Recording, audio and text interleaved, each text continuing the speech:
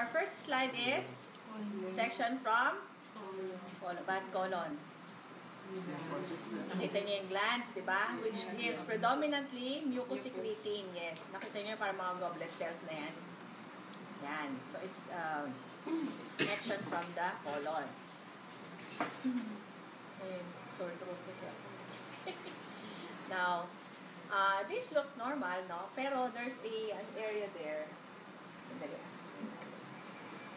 Saan na siya? Na merong nangyari. Hanapin natin.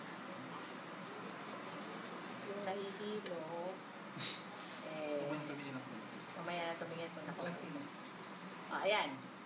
So that's the normal, the normal layer of the mucosa.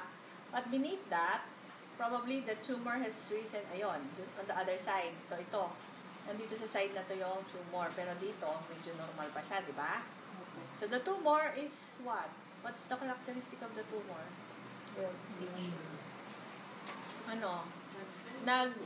are several types of tumors, di ba? Meron yung fungating type. Ito, infiltrating type ito. Kasi, hindi siya nag-protrude.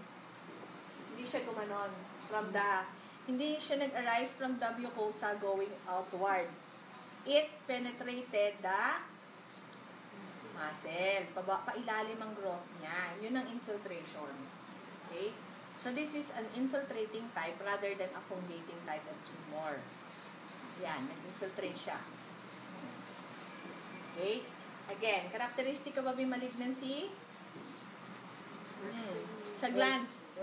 And this one is well differentiated, yes, because it resembles around 75% of the normal appearance of a gland, no? But this is a malignancy because, tingnan nyo yung criteria natin,